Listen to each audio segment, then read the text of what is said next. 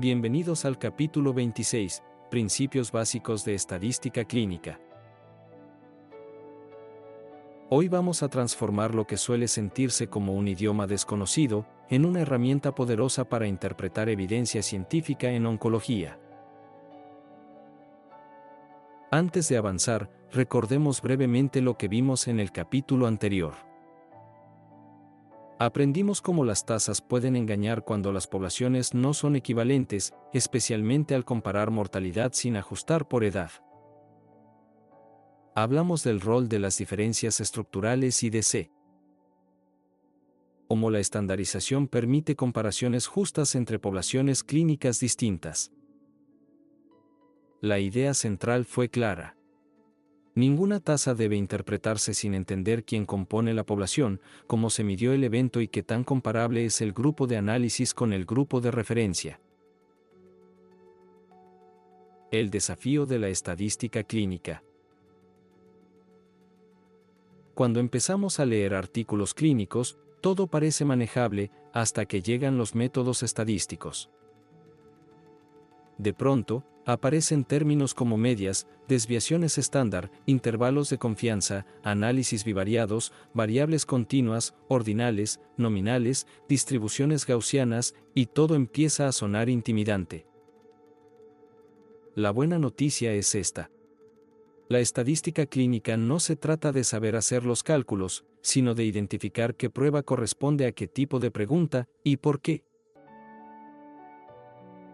Objetivos del capítulo. En este capítulo tenemos 4 objetivos principales. Primero, entender las 3 funciones esenciales de la estadística clínica. Segundo, diferenciar variables dependientes e independientes. Tercero, reconocer los tipos de datos, continuos, ordinales y nominales. Y cuarto, comprender cómo elegir la prueba estadística correcta según el tipo de variable y el objetivo del análisis. 3 funciones esenciales de la estadística médica. La estadística clínica cumple 3 funciones fundamentales. 1. Resumir datos. Sintetizar grandes cantidades de información sin perder la esencia. 2. Permitir inferencia.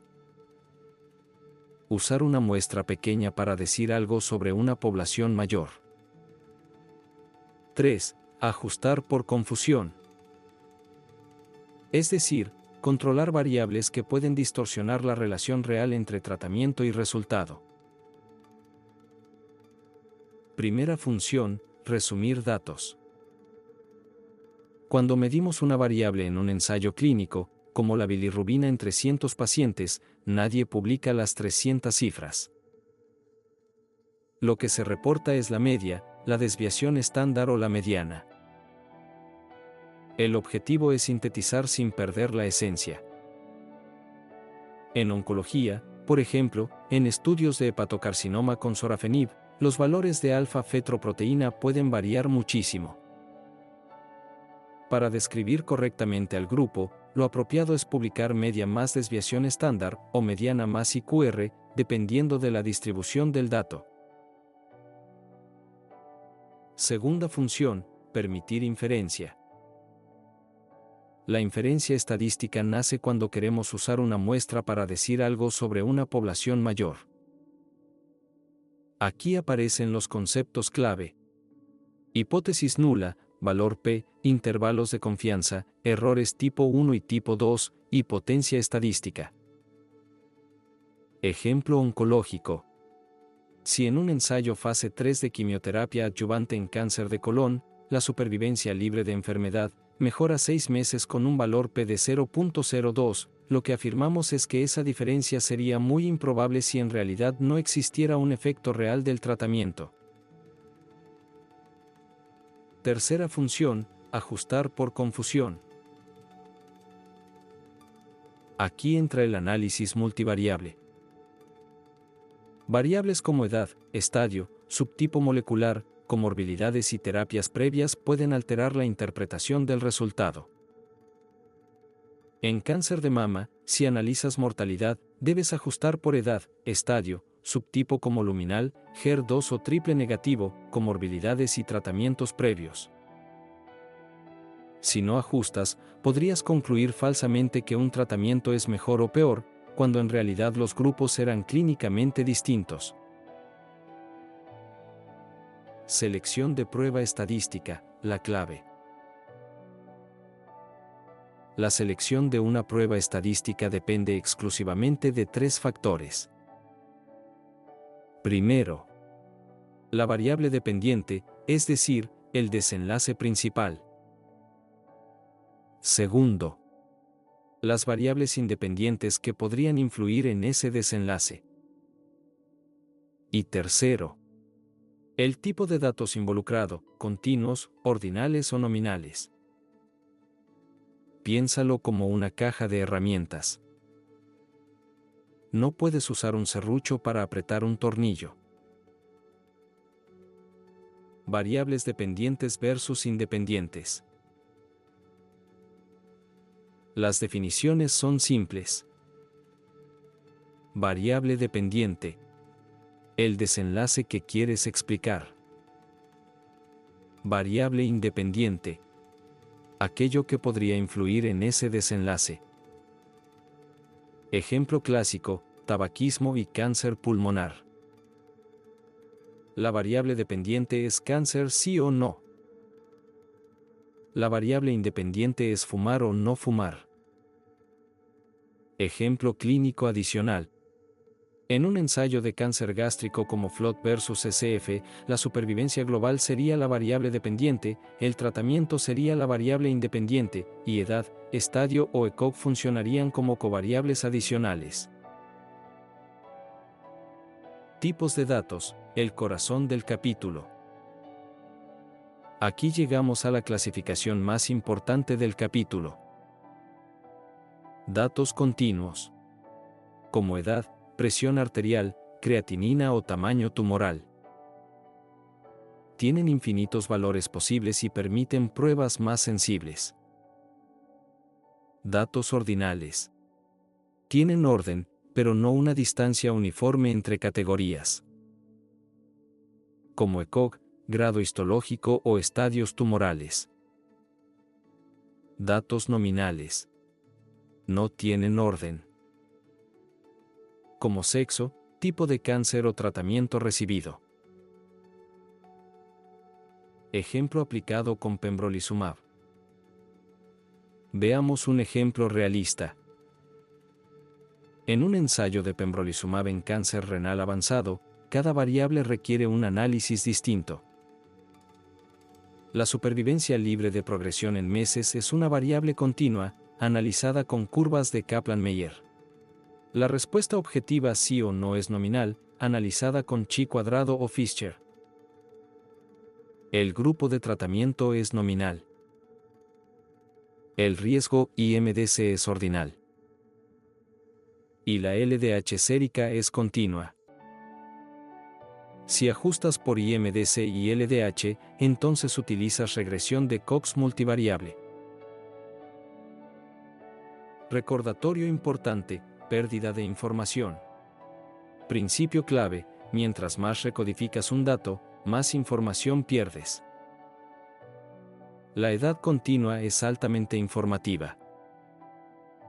Convertirla en categorías como menor de 65 versus mayor o igual a 65 ya reduce precisión.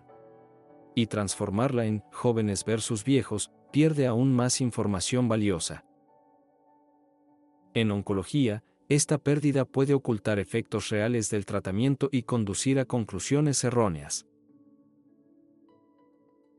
Conclusión.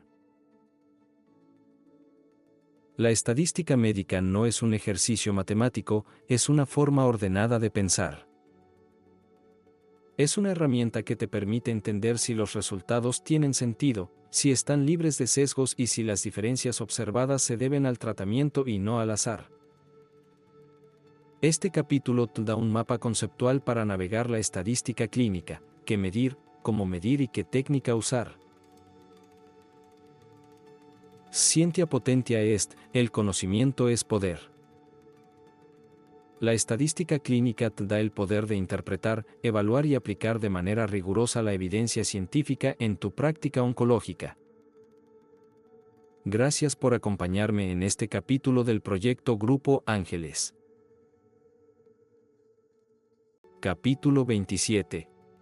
Análisis univariante. Resumen del capítulo anterior. En el capítulo 26 discutimos los principios básicos para seleccionar pruebas estadísticas.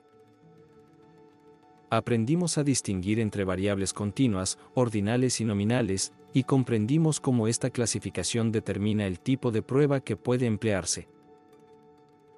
También mencionamos que la estadística clínica tiene tres propósitos: resumir datos, hacer inferencias sobre poblaciones más grandes y ajustar por variables de confusión.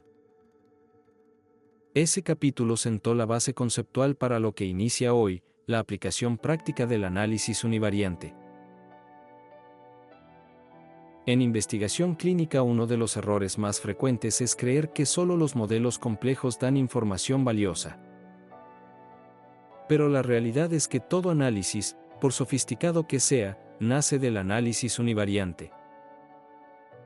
Es lo primero que un oncólogo investigador debe revisar antes de correr regresiones logísticas, modelos de Cox o curvas de Kaplan-Meier. El análisis univariante es el equivalente estadístico al examen físico antes de pedir una tomografía. Lo hacemos siempre, aunque a veces no nos demos cuenta. Describir quiénes eran los pacientes, qué valores tenían, cómo se distribuían, y qué tan homogéneos eran los grupos iniciales. Objetivos del capítulo. Primero, entender qué es el análisis univariante y por qué siempre es la primera fase del análisis estadístico. Segundo, conocer los métodos apropiados para describir variables continuas, ordinales y nominales. Tercero, aprender a identificar cuando un análisis univariante ya no es suficiente y cuando hay que avanzar a métodos bivariantes o multivariantes. Desarrollo del capítulo. El análisis univariante se enfoca en una sola variable a la vez. No intenta estudiar relaciones, asociaciones o causalidad. Su función es describir, resumir y organizar los datos para que puedan interpretarse correctamente. Cuando hablamos de análisis univariante, hablamos de tres grandes grupos de herramientas: medidas de tendencia central, medidas de dispersión, medidas de forma o distribución. 1. Medidas de tendencia central. Las medidas más comunes son media, mediana, moda.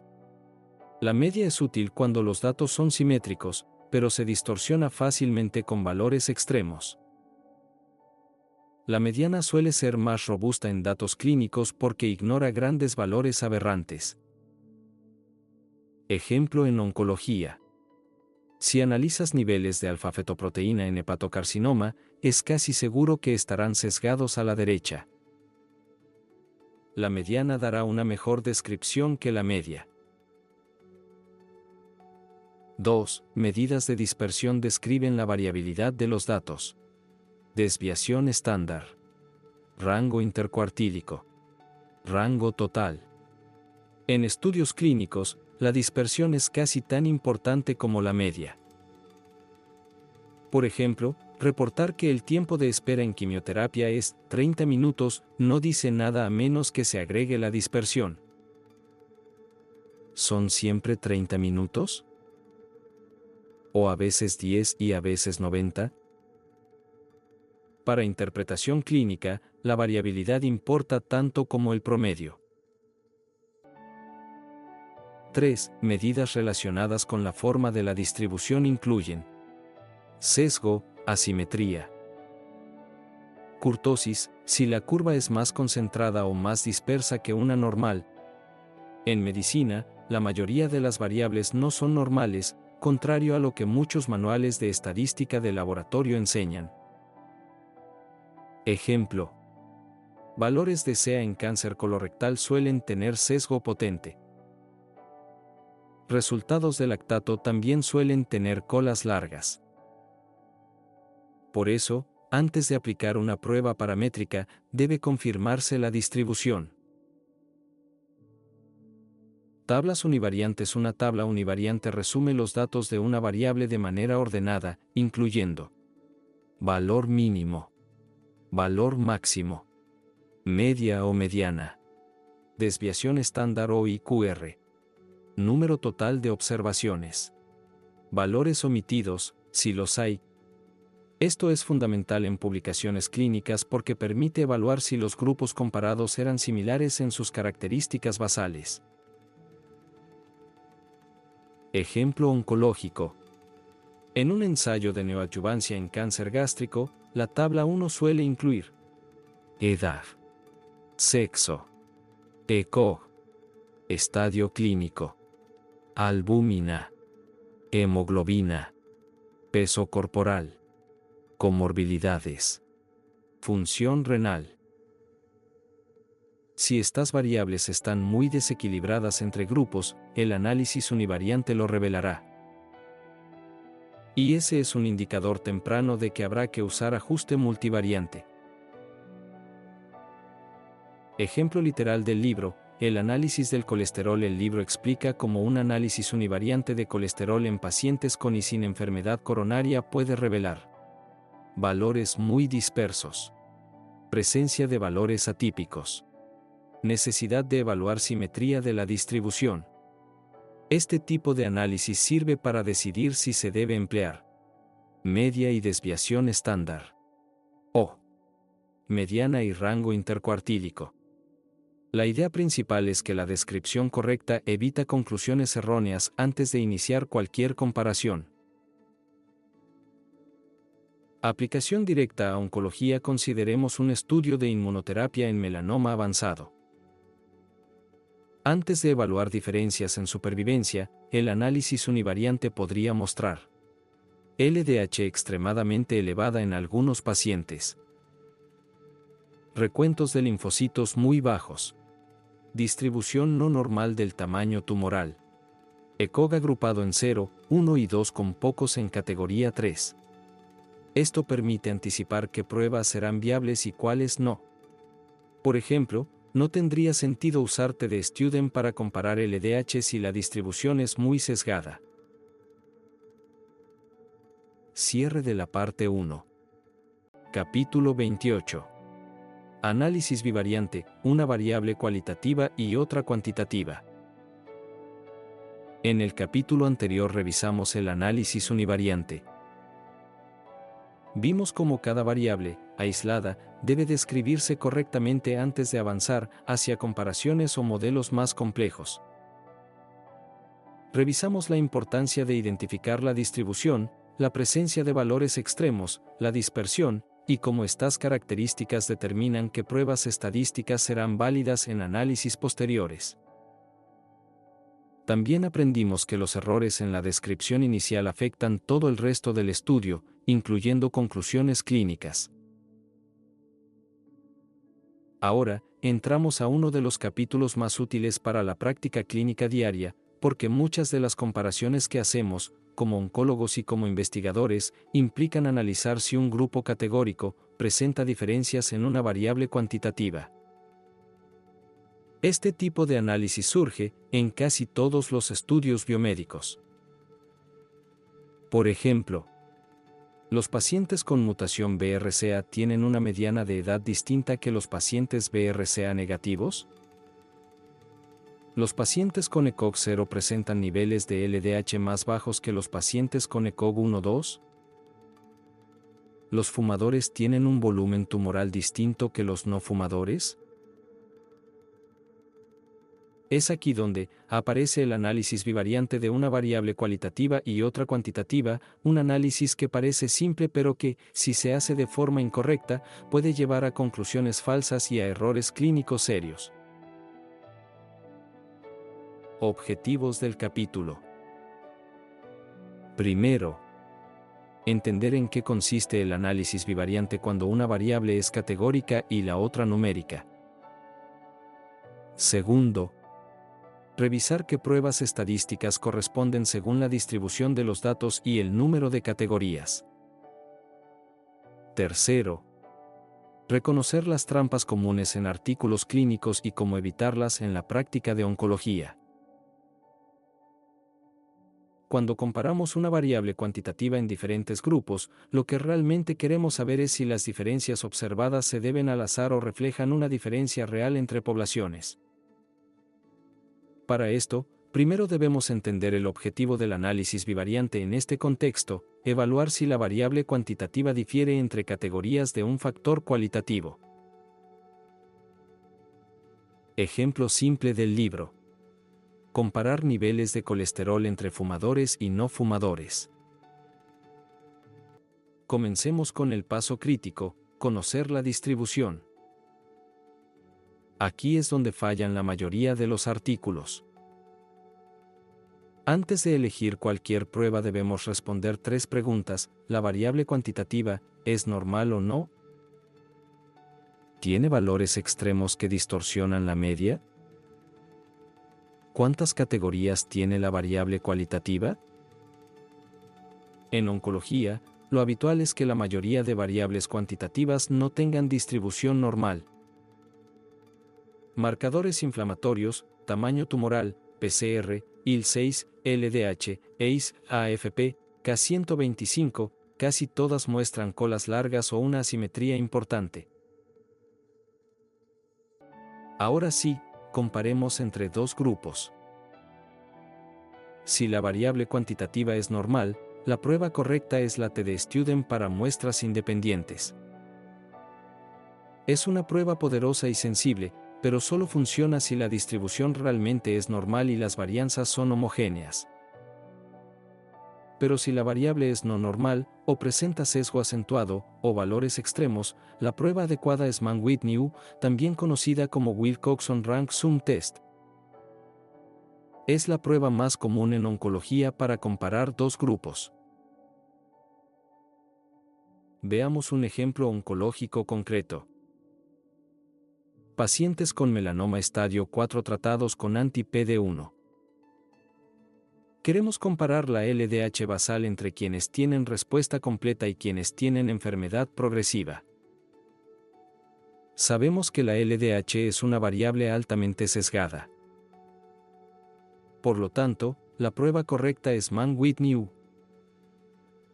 Si un artículo utiliza TD-Student para esta comparación, está cometiendo un error metodológico que invalida la conclusión. Comparemos ahora más de dos grupos. Si la variable cuantitativa es normal en todos los grupos y las varianzas son homogéneas, la prueba correcta es ANOVA de una vía.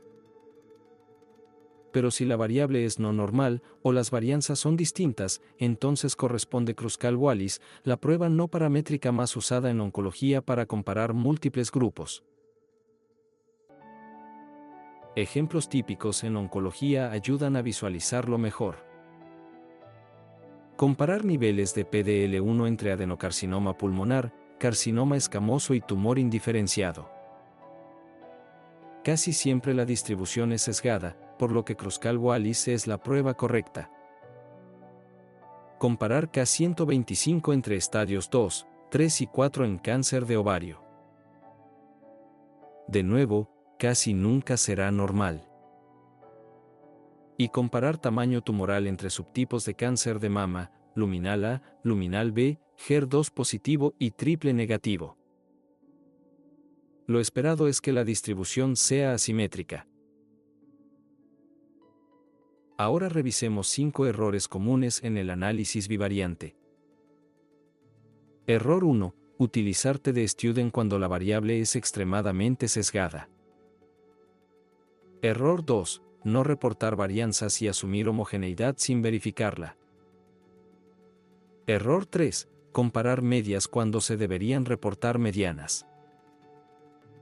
Error 4. Realizar múltiples comparaciones sin ajustes como Bonferroni o Olm. Error 5. no aclarar si la prueba fue unilateral o bilateral, algo fundamental en estudios clínicos.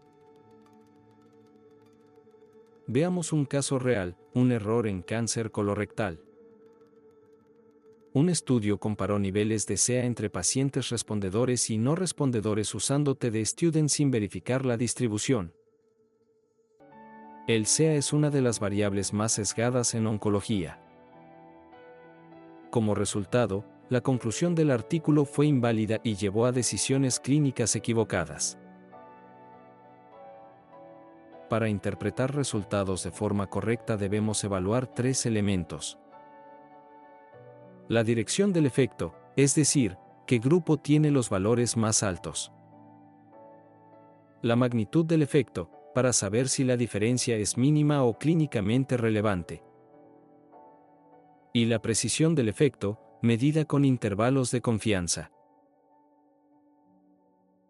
Apliquemos todo esto a un ejemplo completo, LDH en melanoma metastásico. Paso 1. Evaluar distribución. La LDH tiene una cola derecha pronunciada, así que no es normal. Paso 2. Elegir la prueba. 2 grupos y una variable sesgada implican Mann-Whitney. Paso 3. Análisis descriptivo. Los respondedores muestran una mediana de 180 con rango intercuartílico 140 a 220. Los no respondedores muestran mediana de 210, con rango 160 a 390.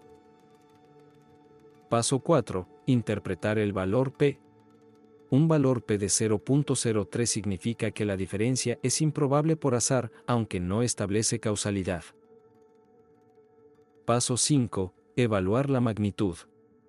La diferencia de medianas es 30 unidades, con intervalo de confianza entre 5 y 62. Esto sugiere una diferencia real que requiere análisis multivariante. Para simplificar la práctica clínica podemos usar una guía de selección de pruebas. Primero, evaluar normalidad. Si hay 2 grupos, comparar 2 muestras, si hay más de 2, comparar múltiples muestras. Y finalmente seleccionar la prueba, T, ANOVA, Mann-Whitney o Kruskal-Wallis. En oncología, la regla práctica es clara: la mayoría de marcadores tumorales, variables inflamatorias y mediciones clínicas presentan distribuciones no normales, por lo que las pruebas no paramétricas suelen ser las más adecuadas. Nihil est veritatis luce clarius. Nada es más claro que la luz de la verdad. El análisis bivariante es el primer paso para explorar diferencias entre grupos, pero no demuestra causalidad. La interpretación clínica debe enfocarse en la magnitud, la dirección y la precisión del efecto, no únicamente en el valor P. Capítulo 29. Análisis multivariante. Antes de entrar en este nuevo capítulo, hagamos un breve repaso del anterior. En el capítulo 28 revisamos cómo elegir la prueba estadística adecuada según el diseño, el tipo de variable, la escala de medición y el objetivo clínico.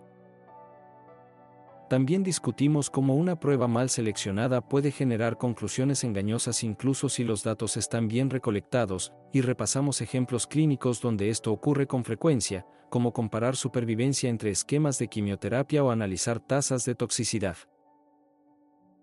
El mensaje central fue que las pruebas estadísticas son herramientas, no soluciones, y que la interpretación clínica debe guiar la elección. Objetivos del capítulo. Primero, comprender para qué sirve el análisis multivariante y qué problemas resuelve en estudios clínicos. Segundo, identificar cuando una asociación observada podría ser producto de variables de confusión y cómo el análisis multivariante las controla. Tercero, aprender a interpretar modelos multivariantes comunes, como regresión logística, regresión lineal y modelos de Cox, con ejemplos aplicados a oncología. Hoy entramos a uno de los capítulos más importantes de todo el libro y uno de los más usados en oncología clínica moderna. El análisis multivariante es el paso natural cuando la investigación se vuelve real, cuando los pacientes ya no son idénticos y cuando múltiples variables influyen simultáneamente en el desenlace. Es indispensable para interpretar estudios prospectivos, retrospectivos, de cohortes, casos y controles e incluso ensayos clínicos. Pensemos en una situación clínica cotidiana. Imagínate que analizamos supervivencia global en pacientes con cáncer de pulmón tratados con quimioinmunoterapia versus quimioterapia sola. Si vemos que el grupo con inmunoterapia vive más, la pregunta es inmediata: ¿viven más por el tratamiento o porque eran más jóvenes, tenían mejor PS, menos comorbilidades, tumores menos agresivos o biomarcadores más favorables? Ese es el corazón del análisis multivariante. El análisis multivariante permite usar modelos matemáticos para estimar el efecto independiente de cada variable, manteniendo las demás constantes. Esto no es magia, es simplemente una forma de descomponer la realidad para entender qué factores son los verdaderos responsables del desenlace. El libro insiste en dos cosas fundamentales. Primero, los modelos multivariantes no crean asociaciones, solo las ajustan. Y segundo, el análisis multivariante no corrige un mal diseño, solo atenúa los errores. Ahora entremos en los ejemplos del texto original. El primer ejemplo comentado es el clásico de la asociación entre consumo de café y cáncer de pulmón. En un análisis simple, los bebedores de café mostraban una incidencia mucho mayor de cáncer pulmonar.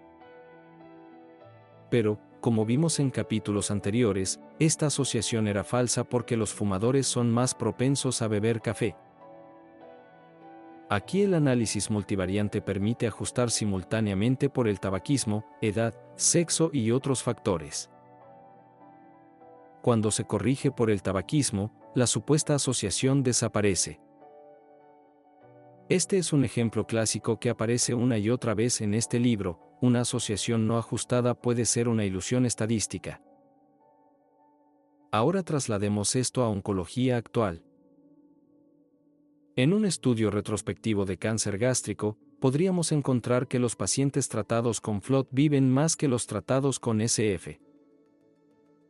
Pero si el análisis no ajusta por estadio clínico, estado funcional, extensión ganglionar, resección R0 o nivel socioeconómico, la conclusión sería débil. Solo un análisis multivariante podría afirmar si el efecto observado es atribuible al esquema de quimioterapia o a una mezcla de factores ocultos. El libro describe tres tipos principales de análisis multivariante. Regresión lineal, cuando el desenlace es continuo, como días de hospitalización. Regresión logística, cuando el desenlace es binario, por ejemplo, respuesta completa versus no respuesta. Modelos de riesgos proporcionales de Cox, cuando el desenlace es tiempo hasta un evento, como supervivencia global. Estos son exactamente los modelos que usamos en casi todos los artículos de oncología publicados en ASCO, ESMO y NCCN. Veamos un ejemplo tipo libro, pero adaptado para ti. Supón que un estudio evalúa si la obesidad afecta la respuesta patológica completa, PCR, en pacientes con cáncer de mama HER2 positivo tratados con TCHP.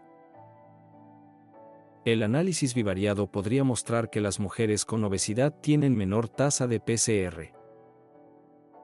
Pero un análisis multivariante ajustaría por edad, subtipo molecular, tamaño tumoral, estado ganglionar, expresión de HER2, comorbilidades y adherencia. Es posible que, una vez ajustado, la obesidad deje de ser significativa, indicando que la diferencia original era producto de otros factores. El libro también discute los errores frecuentes en análisis multivariantes. Incluir demasiadas variables para un tamaño de muestra pequeño. Incluir variables irrelevantes. No incluir variables verdaderamente confusoras.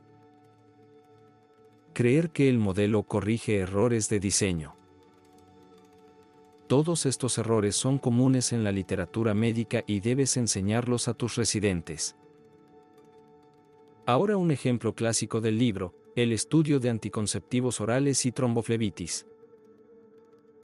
Sin ajustar, el riesgo relativo parecía altísimo.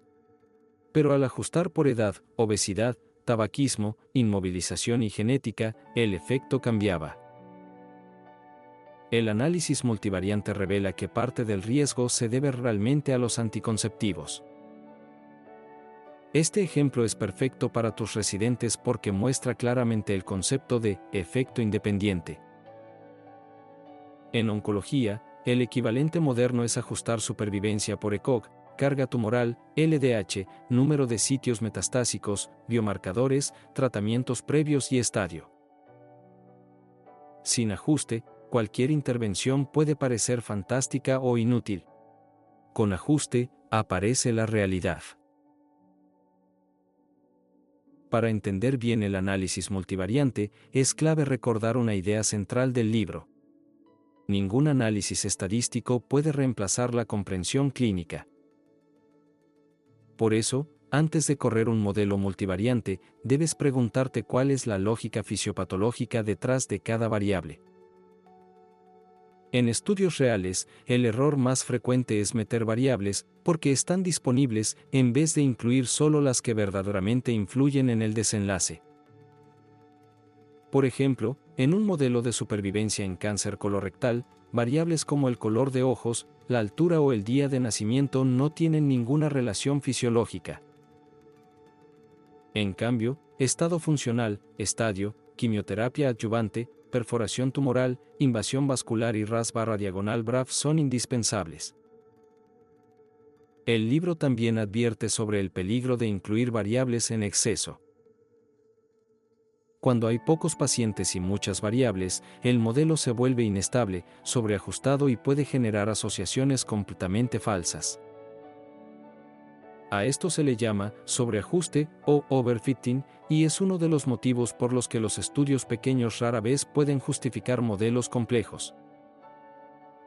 Pensemos en oncología.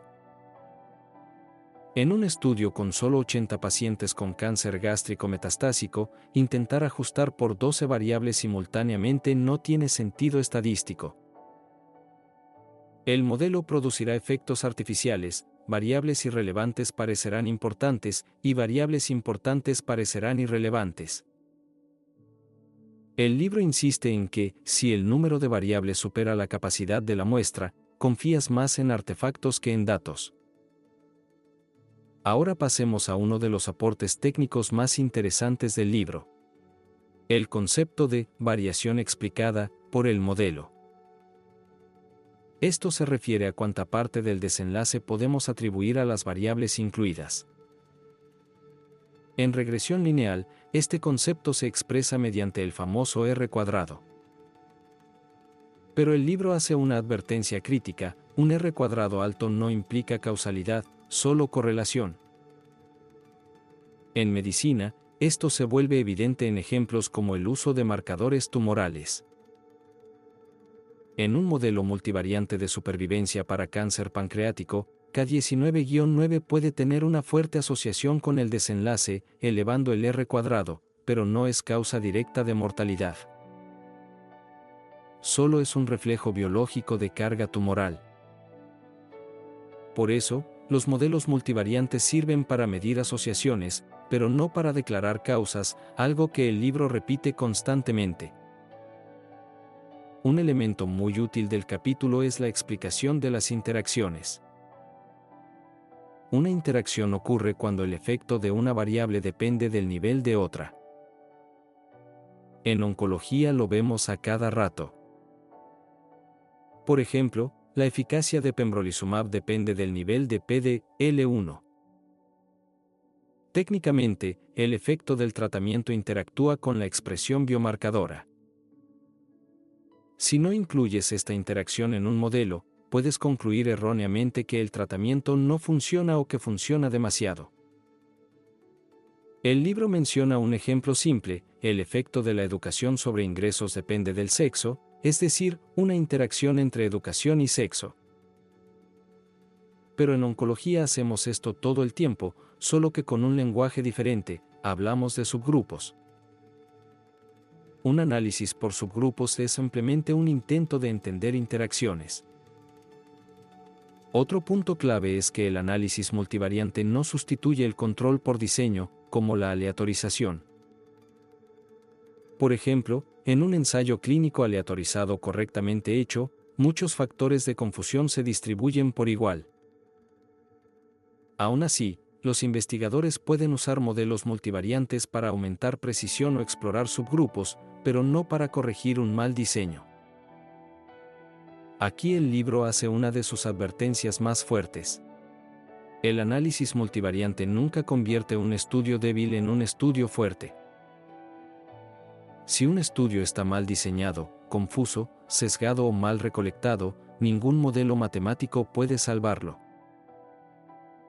Conclusión del capítulo.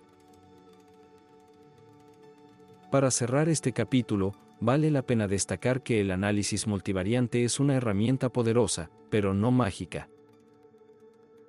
El libro insiste una y otra vez en que no importa cuántas técnicas sofisticadas utilices, el análisis estadístico nunca reemplaza al razonamiento clínico. El error más común en la literatura médica, y que el libro expone con mucha claridad, es la tendencia a sobreinterpretar los resultados de un modelo multivariante como si fueran equivalentes a causalidad. Pero los modelos solo ajustan por variables observadas, nunca pueden corregir lo que no se midió o lo que fue medido de manera incorrecta. El texto dedica un espacio importante a explicar que la interpretación adecuada de un análisis multivariante depende de revisar tres elementos críticos. Primero, los supuestos del modelo. Si no se cumplen, los resultados pierden validez. Segundo, la calidad y precisión de las variables incluidas. Un modelo con malos datos produce malas conclusiones. Tercero, la coherencia clínica. El modelo puede decir algo, pero debes juzgar si tiene sentido desde la biología y la experiencia clínica. El capítulo también resalta el peligro de ajustar de manera excesiva. Incluir demasiadas variables puede forzar al modelo a fabricar patrones ilusorios. Esto es muy común en estudios retrospectivos donde se intenta controlar todo, pero la muestra es limitada. El resultado final es un modelo matemáticamente complejo, pero clínicamente inútil. En oncología, este fenómeno es cotidiano. Por ejemplo, en estudios de supervivencia para cáncer hepatocelular, es común ver modelos que ajustan simultáneamente por Child-Pugh, BCLC, ALBI, bilirrubina, INR, tamaño tumoral, alfa-fetoproteína, comorbilidades, tabaquismo, y hasta por variables que no influyen en el pronóstico. El libro diría, eso no es ajuste, eso es sobreajuste. Aquí entra uno de los principios más valiosos del capítulo. Un buen modelo multivariante no es el más complejo, sino el más parsimonioso. La parsimonia significa que el modelo debe incluir solo las variables que afectan de manera real y demostrable al desenlace. En oncología, por ejemplo, en un estudio de quimioterapia adyuvante para cáncer de colon, casi siempre bastan 5 o 6 variables de verdadero impacto: estadio patológico, ganglios positivos, invasión vascular, margen quirúrgico, estado funcional y edad. Todo lo demás es ruido estadístico. El capítulo también enfatiza la importancia de validar los modelos. Un modelo puede funcionar bien en la muestra original, pero falla al aplicarse en una nueva población. Esto es un recordatorio para no confiar ciegamente en modelos que no se han probado fuera de su propio estudio. El libro concluye explicando que, pese a sus limitaciones, el análisis multivariante transformó la lectura de la literatura médica. Nos permite diferenciar asociaciones reales de asociaciones ilusorias. Nos permite ajustar por variables clave que podrían distorsionar las conclusiones. Y, sobre todo, nos entrena para pensar críticamente. Para dejar una reflexión final al estilo del libro. Un modelo multivariante bien interpretado no responde todas las preguntas, pero sí evita que respondamos mal las preguntas equivocadas. Ahora, como en cada capítulo, cerramos con una sentencia en latín. Veritas simplex oratio est, la verdad es simple en su expresión.